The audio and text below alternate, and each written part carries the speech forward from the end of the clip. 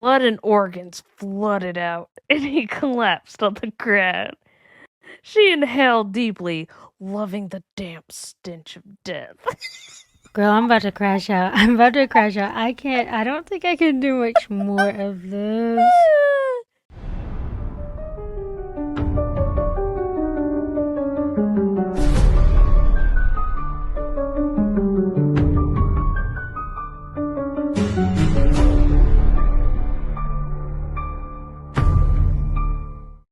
Hey, cool friends. Welcome to the Freaky Femme podcast. I'm Doll. Em is going to be our storyteller for today.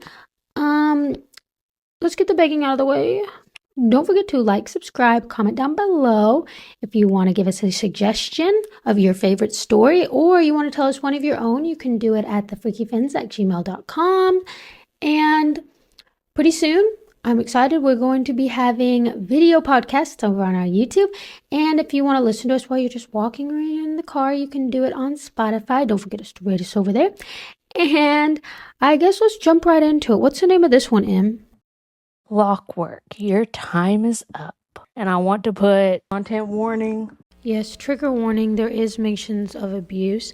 And it is pretty gory from what I understand. So, yeah, trigger warning. Little girl sat in her room. Her messy brown hair was put into pigtails as her hazel eyes stared and listened closely to the loud yells of her father and mother. "I never should have had any damned kids," screamed a loud, deep voice. "All they do is make messes, complain, and draw on the walls." He was interrupted by a shrill, angry yell of the girl's mother. "They're children, David. And what do you plan to do about it?" The girl heard loud footsteps coming towards her room, and she hugged her giraffe closer. The door opened violently, and in the doorway stood a large, infuriated, overweight father. This is hitting a little too close to home. Give me some flashbacks. He held a large textbook. "David, stop it!" Grabbed the little girl harshly by the collar, and she screamed and kicked, trembling in fear. Years later, the little girl, known as Natalie, was now 9 years old, going through the stage of puberty.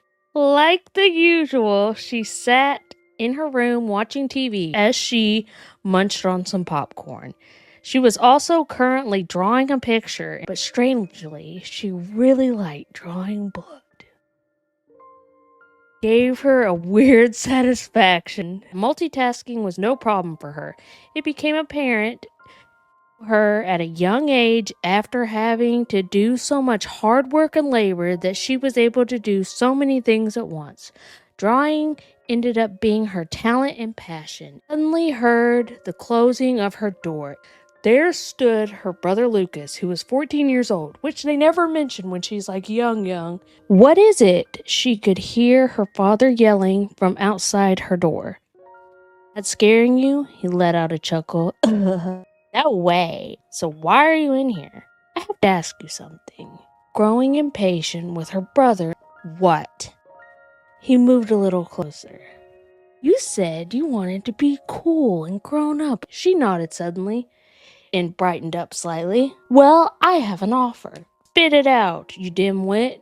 "You know what guys and girls do together sometimes, right?" Natalie did not say a word. She did not speak for the whole day. She didn't have anyone to speak to anyways. So she's isolated. She's in a abusive household with a crappy brother. The next day at school, Natalie did not say a word. She did not speak for the whole day. She didn't have anyone to speak to anyway. Nobody could know. Nobody should know. So nobody would know. Her teacher picked up on a few of her puzzled expressions, as if she just did not understand the lesson. She walked home and went into her room, but later in the day, she was once again greeted by her brother. This is an awful story. I know, this is so sad. School, she finally decided to tell someone. Even though they weren't her friends, she just felt she had to. She walked up to a group of girls would occasionally see in the hallway and looked like nice girls, and Natalie had occasionally talked before. Hey Mia, the ginger girl looked over at Natalie with a straight face. Really need to talk to you about something. It's been going on for a while, and you and your friends, well, I feel like you're the only people I can trust. Mia and her friends seemed to pull little smirks, and only for a moment, little did Natalie know that they were hungry for gossip. What do you think so far? Well, I think that she should have went to a grown-up for Right? I was like, I feel like a grown-up would be more in your best interests at 9. 2, she does not sound like a 9-year-old. I don't know how. This is not 9-year-old behavior type.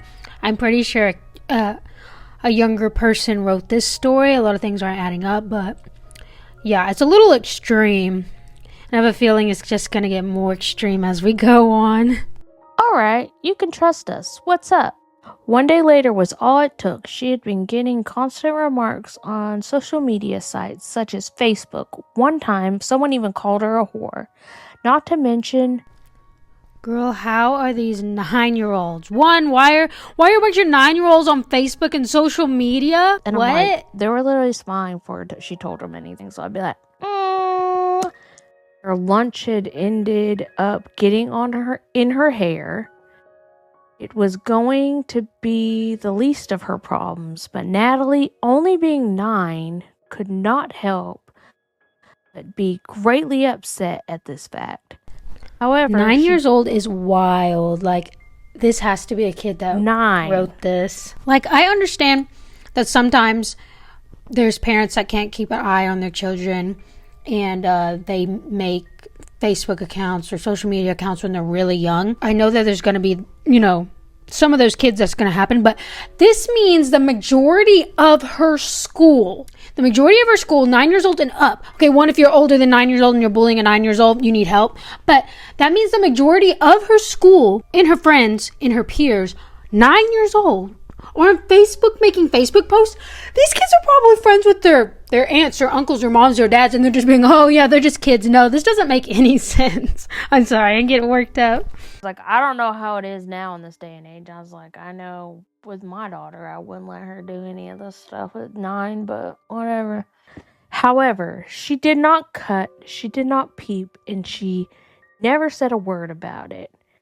As you may recall, so far in her journey, she had kept everything inside. She supposed it was better she wouldn't let any pain get the best of her.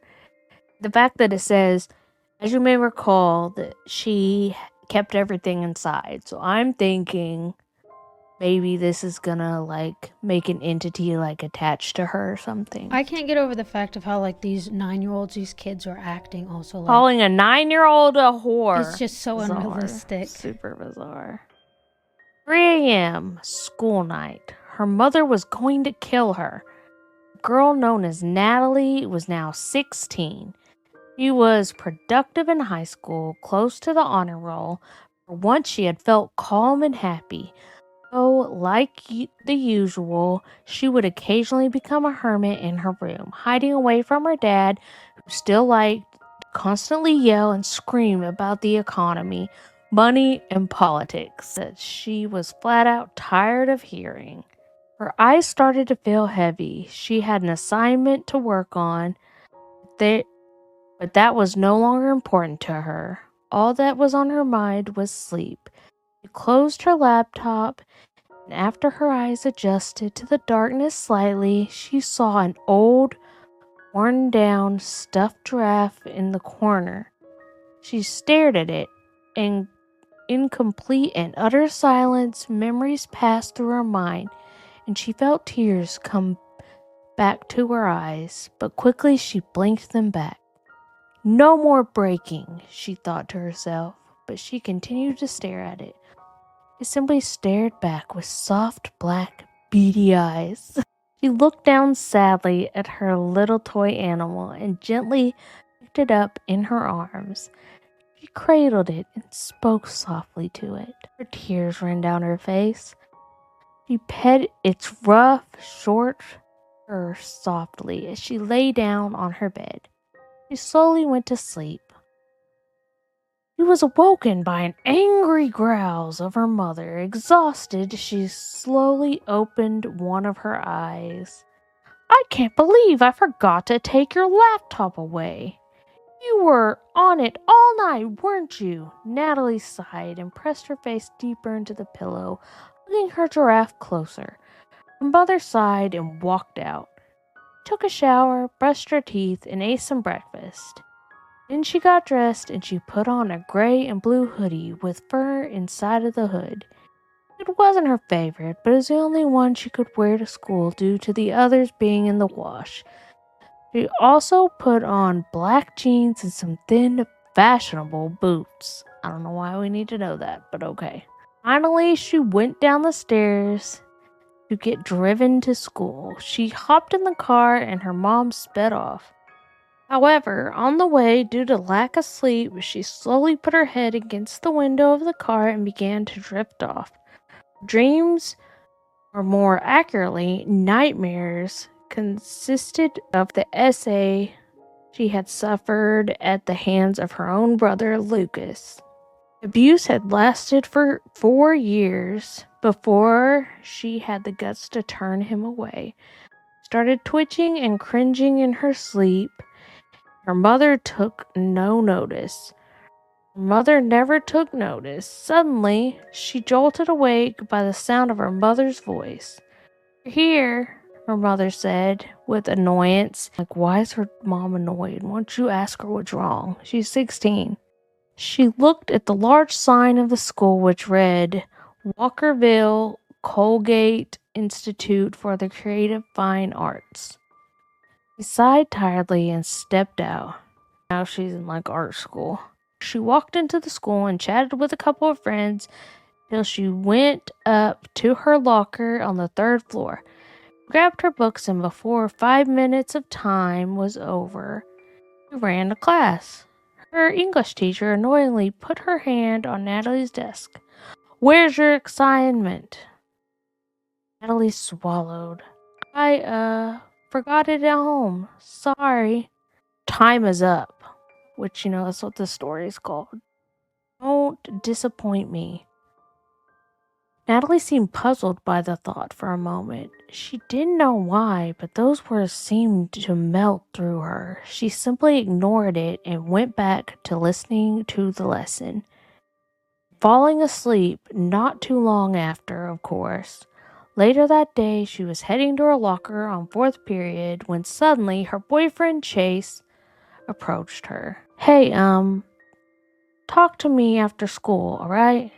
She smiled. She loved talking with Chris. At the time, she didn't suspect anything. Chris was always sweet to her. During French class, Natalie failed to pay attention. Instead, she doodled the things she loved to draw the most. Blood, gore, people being stabbed, knives, and massacre. Others would say she probably drawing pictures of stabbing her brother and her dad. Maybe her mom too, I don't know. Cry for help, sounds like to me. Others would say it was pretty dark of her to draw such things. She saw nothing wrong with it. For some strange reason, it actually felt like a normal thing to her. Quickly covered her doodles on her paper and looked up at the French teacher quickly. The slight turn of his head, his gesture for her to move her arm. Uh-oh. Show me your work. She hesitantly moved her arm, showing her teacher the picture of someone getting stabbed by an insane man. Is that funny? Okay, like everybody's saying, like, oh, she's a little dark because she's drawing all this. That means people knows that she's been having these behaviors and doing these things, and nobody's saying anything. Just like nobody said anything when a bunch of 9-year-olds were bullying this girl on Facebook, calling her all these names. Like, yeah, it has like almost 8 stars out of 10. Well, so I'm hoping it gets better. The teacher stared, puzzled, looking at her a bit. Smiled nervously.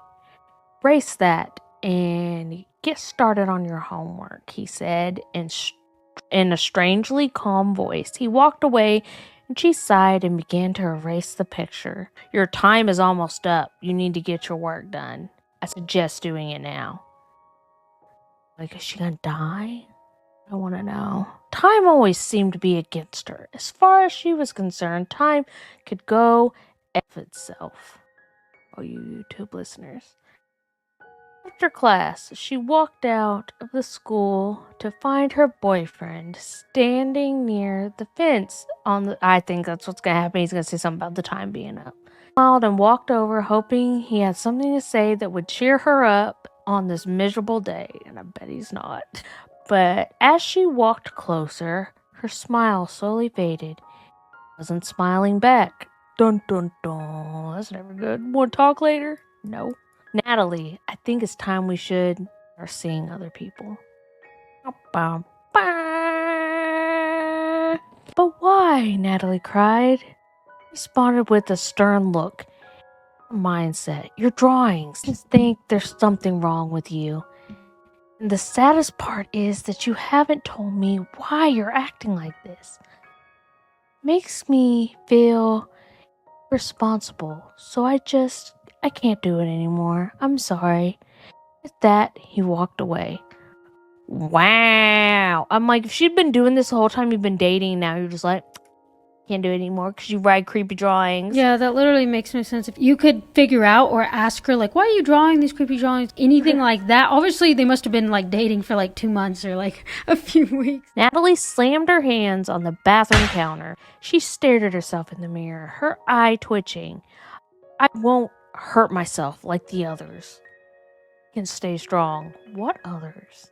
I think she means, like, I'm not gonna hurt myself like everybody's hurt me, like my family and all the other people. There was a needle and black thread in her hand. Okay, Coraline, what are you gonna do with a needle and Be thread? like, Coraline, yeah. Buttons in her eyes. Like, you're so buttons in my eyes. Pointless. It doesn't help. Some weird sensation pulled her. She chuckled slightly. Insert chuckle. No, I'm not doing it because I want to. She held up the needle thread on the end of it and smirked.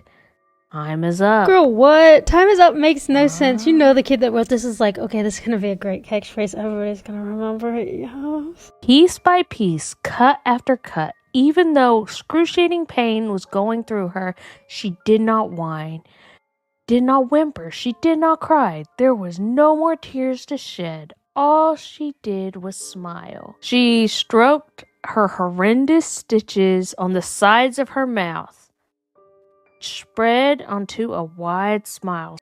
Okay, so yeah, whoever wrote this was really heavily inspired by Jeff the Killer. Jeff the Killer's Just Like This was so fantastical and like unbelievable.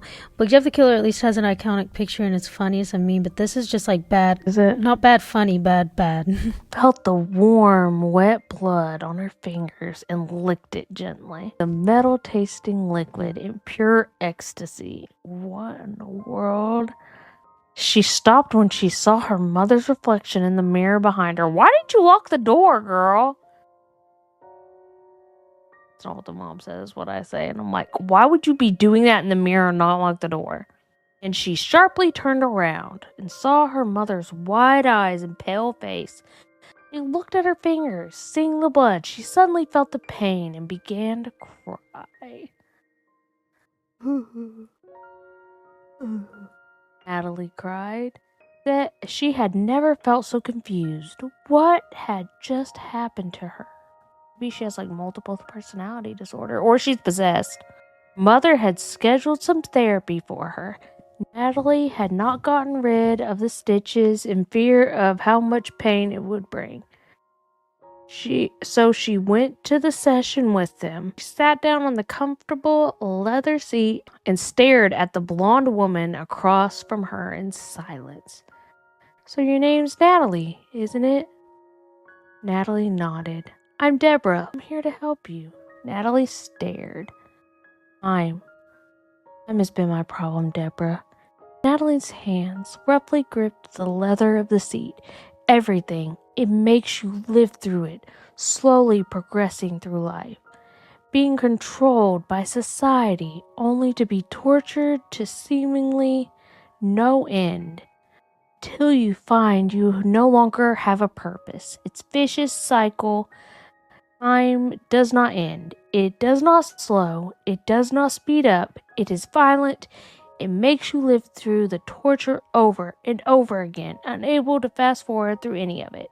Natalie really had no idea what she had just said. She felt like she wasn't herself anymore. This be because of all the things she had kept contained? No, that is impossible. But for some strange reason, she liked it. What? Psych ward, straight away, straight to jail. The therapist leaned in closer. Sweetheart, I want you to tell me what's happened to you. Natalie continued staring. There was a long pause. She smirked slightly, the wounds from her stitches opening slightly once again. Why don't you tell me, Blondie? Natalie, I can't help unless you tell me what's wrong. Natalie's fingers started to tear into the leather seating. Natalie isn't here anymore. Deborah's eyes widened as she rose to her feet. Telling you, maybe she's possessed. Everything she kept inside, like the darkness and stuff, attracts entities like we learned in our other episodes. It's attracted by like anger and repressed emotions. Maybe if she had done something at this point, she wouldn't have come to be what she is today. Maybe more people would be alive, and maybe she would be sane like she had been before. People would be alive? What does she mean? What does that mean? Much as I would love to say that Natalie got up from her chair and stopped what came next from happening, I'm obligated to give you the horrid truth. Natalie did not move. She sat perfectly still in total silence and absolute calm in her chair. And after a while of waiting impatiently, her parents walked in. Natalie stood, happy to go, and she noticed her parents' expressions. And her father had a strange, saddened expression on his face. He said nothing and followed them to the car. On the way, while she thought she was going back home, she started to drift off. Shot awake! Beads of sweat rolling down her face. She wasn't home. She wasn't in a car. She wasn't in a bed. She was in a bed, a white bed, in a white room. She looked up. They took her to the crazy house. Okay, what kind of 1800s therapist is this? Psychiatrist is this? So like, oh, so I see you have depression, yeah? You've been going through a lot? Trauma? Yeah? Okay, send her to the loony bin, yeah. That's where she's going. White room for you. One. She looked at her side and realized that she was hooked to a heart monitor. She attempted to get up, but that's when she realized she was restrained. She panicked and she began to struggle when she heard the door open to her left. A man in a white shirt looked at her. She paid full attention as Mr. Scientist started to speak. I wonder if all this is like she's been in a psych ward for a long time. None of this happened. I don't know. I can only imagine how very confused you must be right now, he said. I am letting you know. You're here only to help. Your parents agreed to allow us to administer medications to you in hopes of helping your state of mind. I'm like, oh boy. She has no say in it because she's underage. Natalie opened her mouth to protest, quickly silenced. You don't need to worry, the doctor sought to assure her. You'll be back to normal in no time. Just try to relax. He walked over. She tried to skittishly move away. Unable to due to the leather straps binding her wrists and legs. She took a mask and put it over her mouth and nose.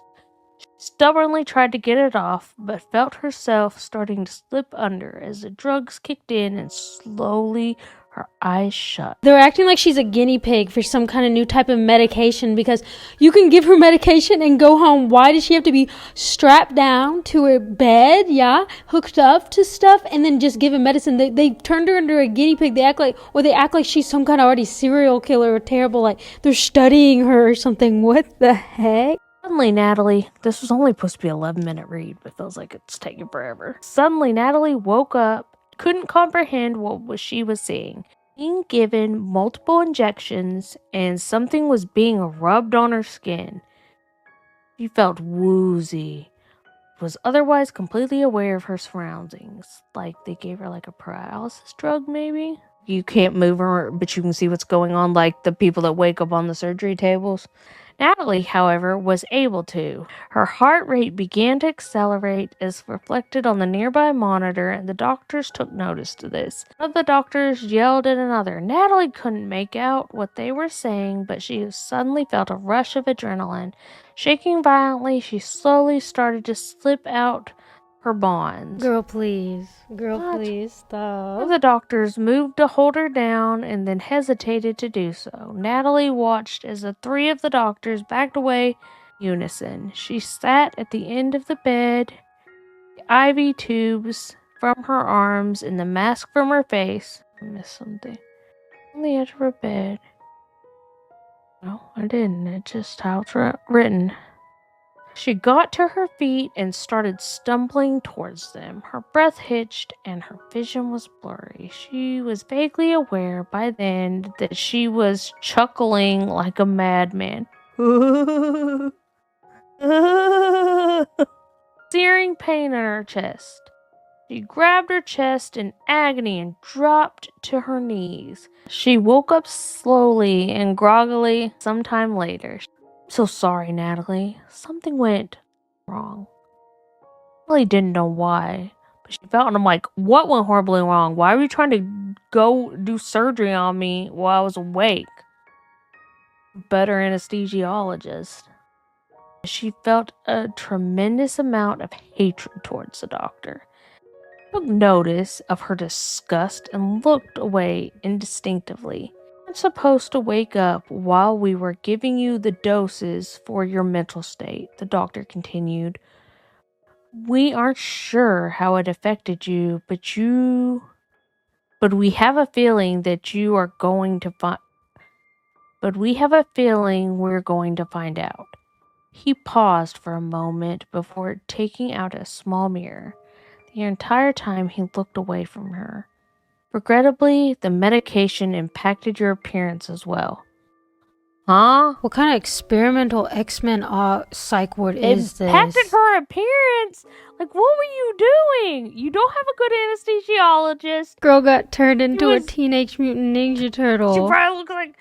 Oh, man. She probably looks like the Elephant Man or something. Natalie looked at herself in the mirror, and her eyes widened. Her eyes were completely green. Okay. She noticed she still had stitches in her mouth as well. For some reason, she couldn't help but feel overjoyed. Okay, girl, it's time to lawyer up, okay? We're taking down this goofy Area 51 type mental facility. What Heart the rate heck? began to rise again. Gave a low chuckle.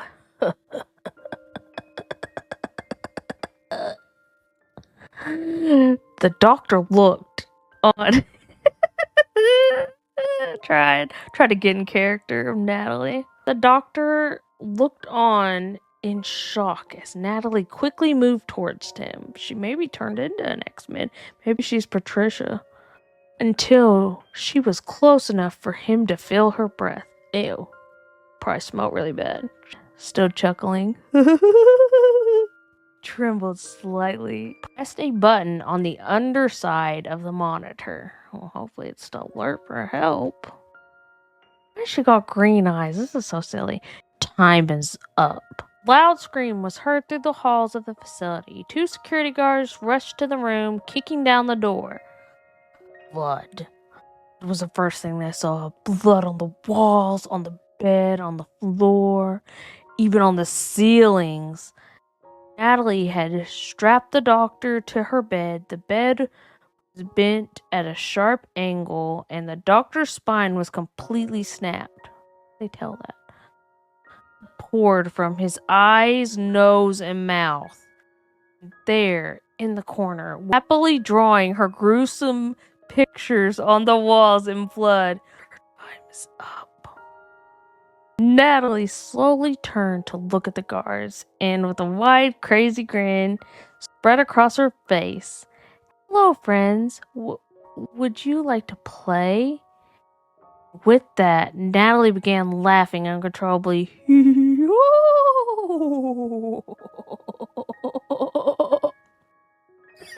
Oh, wow, sounded weird. The guards quickly drew their guns, and before they could act, Natalie charged at one of them. Okay, she's a 16-year-old girl, and these are two grown-ass men. One of the guards fired around, and Natalie was able to dodge it. Oh, of course she Okay, was. now she's in the Matrix. Okay. She grabbed a large knife from a sheath in his pocket and slashed it right across his waistline. Blood and organs flooded out, and he collapsed on the ground. She inhaled deeply, loving the damp stench of death. Girl, I'm about to crash out. I don't think I can do much more of this. The remaining guard, shook with fear, dropped his gun, slowly walked up to him, and placed the tip of the knife against his chest. "Time is up." She slowly slid the knife down his chest. Not a good So catchphrase. silly. Stop. Yeah. She's 16. Not Okay, she's believable 16. at all. Okay. Not only that, you know that there's some kind of shady business going on. This ain't no psych ward. Why do the guards have guns and giant They're knives? like, okay. It messed you up in the face, and give her a mirror, and she just has green eyes. And I'm like, hey, I was not expecting that. Natalie's mother had begun sleeping soundly in her room beside her husband. She awoke to the sound of knocking on her door. Groggily got up and walked out of the bedroom and to the front door. Why would you do that? Because you don't know what time it is. She was sleeping clearly, so it was nighttime. If someone's just knocking on my door, I'm not going to go and open it in the middle of the night. It was pouring outside. The thunder boomed in the distance. She approached the door and paused before grabbing the knob. Sound of insane laughter.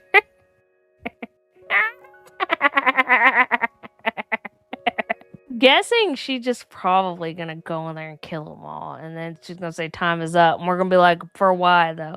Rain and thunder seemed to quiet down suddenly. She paused, her ear against the door, and listened closely. "Hello, mother," a voice from the other side of the door called out. Natalie burst through the door, wielding not one, but two knives. Mother stumbled back, hitting her head against the nearby coat rack. One of the hooks penetrated her skull. What? What? Does this mom have jello head? What the heck? It says that she stumbled back, hit her head against it. Why is it? Mom's soft spot must have never closed up from being It a must baby. be like, how did the hook penetrate her skull? Like, come on now. And they're like, have a ball on the end, and how the hook is, it goes up too high to be able to penetrate anything. That's so. She fell to the ground, paralyzed, still conscious, lying in a pool of her own blood. Natalie towered over her, then knelt slowly to meet her mother at eye level. "I was suffering, mother," Natalie cooed. She ran the tip of the knife across her mother's cheek, cutting it slightly. Natalie tilted her head. "But you did nothing." I mean, she ain't wrong, so her mom seemed like a crappy person. All her mother could do was shake and gasp. So she was shaking and gasping, probably 'cause she's going into shock by coat rack. Death by coat rack. She needs to be wearing one of those helmets so she don't hurt herself. Ah. Natalie grabbed her mother and gently laid her flat on the ground. There, she straddled her and began cutting a V into her chest. What does V stand for? Whose name has a V in it? Or not her? You know her. Probably the V stands for violence. You know the V stands for violence. Mother could only gasp and shake as the life drained from her. Choked and gurgled. And her breast became labored. Natalie knew she didn't have much time left. Proceeded to forcibly open her mother's chest cavity with a loud crack. reached in and grabbed her mother's still beating heart. What the crap is this? With her bare hand. Pulses were growing further and further apart. No, like, this girl's 16. She ain't gonna be able to rip open her mom's chest cavity. Like, yeah, you are definitely going to a psych ward now. The pulses are growing further and further apart. Suddenly, she ripped it out, sprang over her face. She stared at her mother directly in the face as she took her last breath. I'm like, if you ripped her heart out, I'm pretty sure she wouldn't be breathing. She's like, I'm gonna watch you fade away. Let's see what happens. Obviously, she's gonna go and kill the dad. Sweet dreams, she said to her mother's corpse. Your time was up. This story is gonna send me to a mental health facility because I'm about to crash out. I can't take it anymore. Natalie's father, David, stirred awake and had realized that his wife was not returned to bed yet. How did he didn't hear all that, even if the mom was gasping? His eyes had only just adjusted to the darkness when he suddenly noticed Natalie standing at his bedside. Crazed smirk plastered on her face. Noodly green-tinted eyes glowing in the darkness. She was covered in blood. The scent was unbearable. Frowned dramatically. How could she? I thought she still had a sewn smile. Her mother's gone. I wonder who will get the money. Natalie jeered.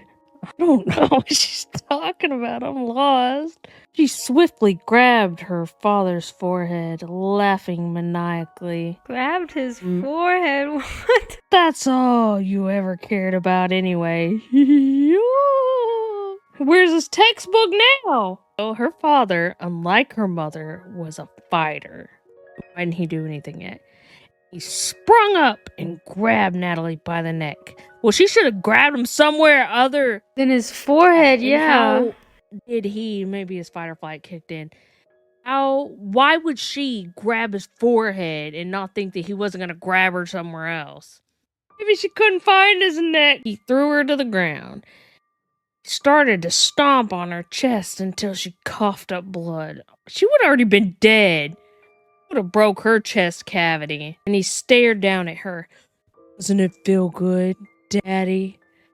She laughed. In spite of the violence. And coughed up more blood. After all, you never seemed to mind doing it all those years ago, did you? He narrowed his eyes.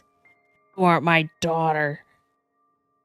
Wider smirk spread across her face, and she peered at him, her luminous eyes, blood dripping down her mouth. You're right, I'm not. She suddenly tripped him, causing him to fall hard on the floor. She scrambled to her feet, and the whole time he was kicking her, it says she has knives in her hands. Why didn't you, slit his ankle? Stab him in the leg. Scrambled to her feet after she tripped him. Knives in her hand. They say the bigger you are, the harder you fall. So cheesy. While he was winded, she grabbed a pillow and stuffed it into his face, and then stomped on it harder and harder until a loud crack. She finally pulled the pillow away, and her father's face was gruesomely mutilated. What's the matter, Daddy? Pain too much for you? He shoved both knives into his stomach. So she did have the knives the whole time. What the heck? She had them the whole time. It's like, why did she defend herself when he was hitting or kicking her in the stomach? Then moved to grip one of the large, heavy wooden poles on the bed. What? She set it down on her father's legs, withdrew the knives. Gonna need these, she chuckled. Suddenly, she started to rock back while sitting down. Weight from her body on the pole slowly started to squeeze his innards through his body. She hit a bit of a snag. Come on, she snarled. She forced herself to rock back the more weight. Suddenly his organs burst out of his mouth. What? Started to walk out. She didn't tell him his time was up. There she goes. Your time was up, Daddy. Please stop this madness. Bro. Finally, this would be her favorite part. She quietly snuck down to her brother's room, silently opening the door. Blood dripped from her knife, making a low tapping sound. Brother wasn't in bed. It was apparent that he must be hiding somewhere. She grinned. She just snapped because I think she didn't deal with her trauma is what it sounds like. She didn't deal with her trauma, so she just kind of just snapped. Liam went crazy. What were you doing to her that you were giving her green eyes? Yeah. You were supposed to wake up while we were injecting you with all these medications for your mental illness. And I'm like, wait, what? She stepped in more. She listened closely for any sounds, any breathing, any moving. She even sniffed the air for his putrid scent. Closer she listened, she finally noticed something.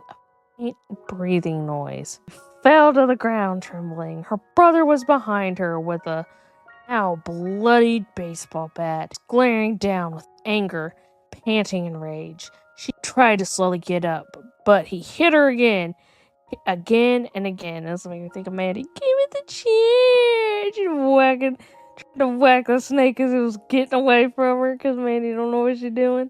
Mother always did like you best. You be? Hit her one last time before taking a breather. Bleeding heavily, her green eyes drooped, glowing faintly in the darkness. She felt weak and looked closer up at the ceiling.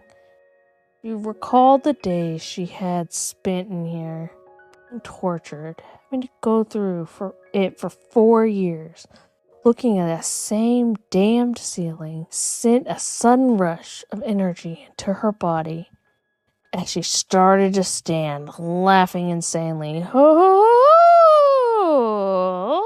Because, literally the typing's uppercase, lowercase, uppercase, lowercase. Brother went to hit her again. She used both of her knives to block it. You're going to hell, brother. With a large push, she sent her brother flying on the bed, hit his head against the wall, growled angrily, about to lunge at her when she stabbed the 2 knives into his arms, keeping them pinned on the wall. He screamed and struggled rapidly.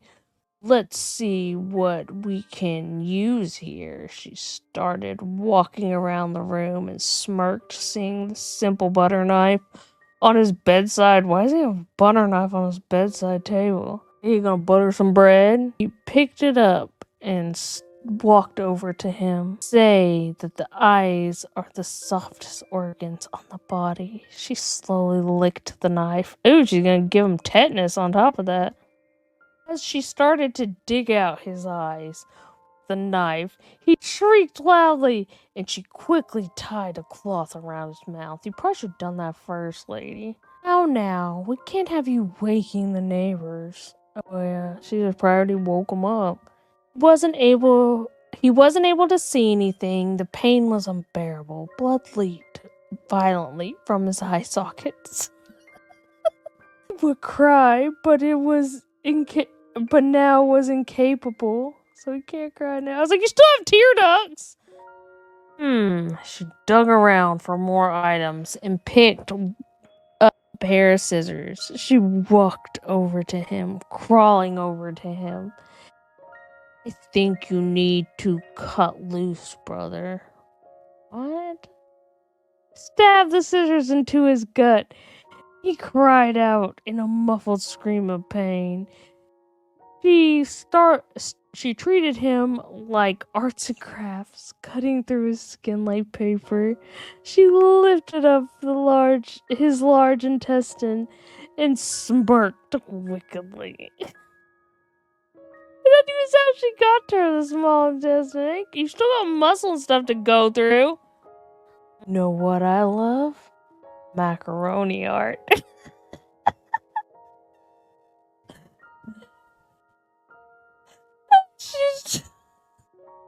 She started to cut the intestines into sections.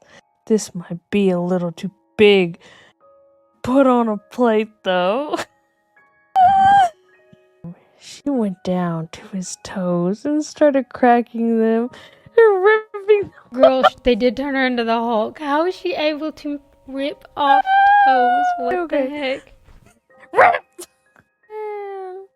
One by one. Next, she worked on his fingers, snapping them and ripping them off slowly. The gurgling became louder, and he started to squirm and turned his head to the side and vomited violently. There, brother, she said, patting his head. Eat this and feel better. She stuffed one of his fingers in his mouth. Should have stuffed one of his toes. That would have been funnier. Then, here you go. She's gonna say it. Time is up. Was up. Was up. Girl, known as Natalie, walking into her room, dripping blood. Off to the corner, she saw it. Her stuffed giraffe. She knelt down and stared at it. Then, without a word, she stood back up and walked into the bathroom. Staring at herself, covered in blood, she heard a faint trickling noise. She looked down and saw a pocket watch. I said trickling, it was a ticking noise. She heard a faint ticking noise. She looked down and saw a pocket watch. She stared at its hand slowly turning, listening, ticking for what seemed like an eternity. Her story has been an eternity. Took out one of her now red knives, grabbed the pocket watch, disassembled the watch until a small clock was left. Slowly bringing the knife up to her eye, she felt her eye start to come free of its socket. She felt it dangle out of her socket. She's gonna Sharp put the clock pain in her eye. where it was connected. Her head. Time does not speed up. It does not slow down. Stop. It is violent. She grabbed onto the cord of her eye and tore it right off. You were right, doll. She started to place the clock in her eye. How is she fitting a pocket watch in her eye? If she broke it down, it would just be a bunch of gears. This kid doesn't know how watches work. It's just a bunch of gears. So she just threw a bunch of random loose gears in her eyes. She wanted to be steampunk. She wanted to travel back in time. Unable to fast forward away from it. There's a squishing sound. Drips of, you guessed it, blood. It seemed like the clock fit perfectly inside her socket. Clockwork. That's me banging my head on the table. I can't stop. The young 16-year-old girl, formerly known as Natalie, walked away from her burning house. The flames engulfed everything. Inside, the giraffe slowly burned, along with the carcasses of her family. Some say she still lives on, carrying her insanity with her. The only way to detect her presence is if you're cuddled close in under your covers at night, sleeping soundly, but in the darkness. She watches. She determines. You hear ticking. See a green flash. Putrid clock eye. What? It's a putrid clock eye. If she was there, know your time It's up. The end. It's finally over. Terrifier who? I think Terrifier took all of his material from this story from Clockwork herself. And here Tiki gets her. And then the fact that she's like, puts it in her eye and she says, I am Clockwork. It's like, what? Pick a better name. Pick a better name, you Temu version of a superhero, like, or anti-hero. It was so bad. Oh man. Not gonna lie, I was kind of scared when she set the house on fire and she walked away that she was gonna go get the girls that were telling her secret and the people calling her horse. And I thought I was gonna keep going. I wouldn't have made and it. I'm like, I'd been out by. yeah, I I'm like, couldn't oh do man, that. I could not do that. Lock your doors and check your windows. Because you never know if there's a girl with one green eye and loose clock gears and her empty eye socket is outside your door in the pouring rain.